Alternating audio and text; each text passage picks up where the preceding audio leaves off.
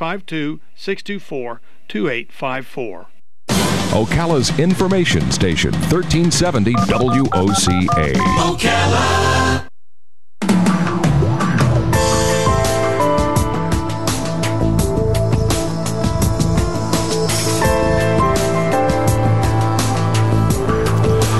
All right, 24 minutes before 11 o'clock. Thank you for tuning in. You know what I just discovered the other day? I discovered that the Waldorf Astoria has a hotel in Orlando. Oh my gosh! I never knew. Knew? I never knew it was there. Anyway, so I was checking it out online, and it has a couple of beautiful swimming pools there, right? Uh-huh. And I was looking at the swimming pool in the photograph, and there was only one person in the pool. Oh my gosh! And I thought that's the way I like it. I not to be a germphobe or whatever, but I'm always, you go into a pool filled with people, you go, oh my gosh, they're all peeing in there. I know. Think about that. We have on the phone Dr. Ralph D. Morris. He specializes in preventive medicine and public health and is a member of the Water Quality and Health Council. And I didn't just say that by coincidence. We are going to talk about some of the myths and truths about swimming and the things that you can get in the pool, perhaps some of that from people urinating in the pool. Yeah. Dr. Morris, this is kind of a yucky topic, isn't it? But good morning. How are you? Oh, I'm doing good. Well, yeah, I think you bring up a really important point that healthy swimming begins with swimmers practicing good hygiene and using the bathroom before getting into the water and taking a shower. Yeah, but if you're at a hotel with with your own children, you can't tell them, oh, you can't go swimming. There's too many people in that pool. You know somebody's not behaving. Yeah, well, that's the odds do go up the more people you get into a pool. That's for sure. So the chlorine, whatever is the problem in the urine, the chlorine doesn't kill those germs? Well, what happens is the chlorine reacts with nitrogen that's in the urine and creates a chemical compound called chloramine, which is a compound that can cause red eyes and skin irritation.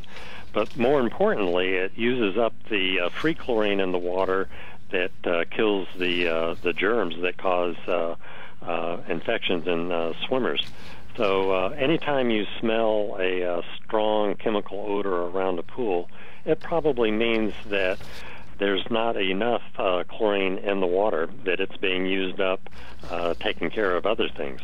Oh my gosh. Oh, okay. Wow. Oh my goodness. So that smell isn't chlorine. It's a combination of the other stuff, the nasty stuff. Right, yeah. So what do we do? I mean, is there a way, like with swimmer's ear, they say to put a couple drops in your ear before you go swimming. There's nothing you can do to protect your eyes, though, is there? Well, it boils down to what I mentioned earlier about swimmers practicing good hygiene. And then the other part of the equation is being sure that the pool is being properly maintained with good chemical levels as well as circulation through filters. Well, how about when, because down here in Florida it gets really, really hot, and sometimes the water feels like bath water when you dive in, and that is bad, isn't it? For it to feel that warm? Actually, I used to live in the South, and I know exactly what you're talking about. But again, if a pool is being well managed and there's good, safe levels of chlorine in the water, there's very little danger of getting any type of infection with the water. So that's the secret right there. The person who cares for the pool is the one who's going to be your defense against getting some kind of a disease.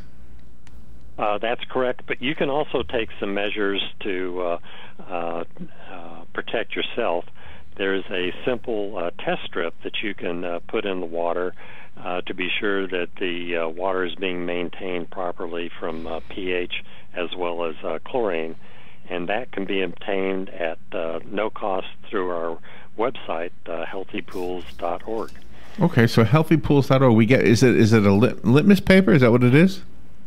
Well, it's kind of like a litmus paper, but it has little strips on it that are color-coded that measure the pH and chlorine, and you can just compare that against the color numbers on the side of the bottle to be sure that you have safe levels of chemicals in the water.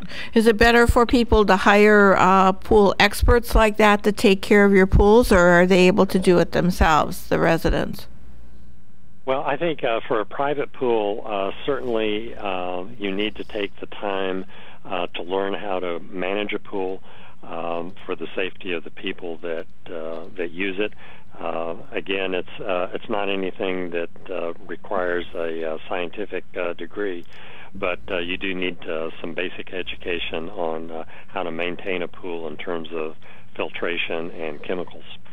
So we can get a free kit. Now, this may sound like a dumb question, but we have some beautiful rivers here. The headwaters to the river, in other words, the source of the river is it's sometimes less than a mile away, or even less than a mile. Okay, and the water looks to be perfectly clear, and yet now and then, I don't want to say every year, but every now and then, the local authorities will say the beach is closed. We found bacteria in the river. It's like, holy cow! How does bacteria get in the river? There's nobody, well, hardly anybody living between the source and the beach. But bacteria, could these strips tell us whether the swimming was safe in a natural body of water?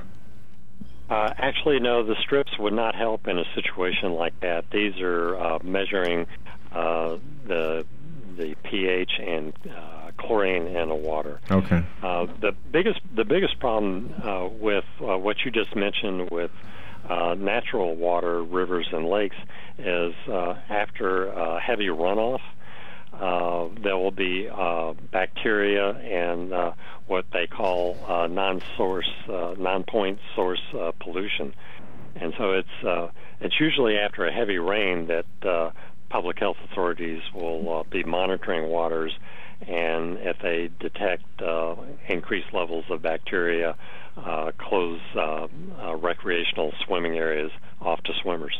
And how about filtration pool systems in pools? Should the filtration systems be running while the bathers are in the pool, or should it be reserved for in the evening when nobody's there?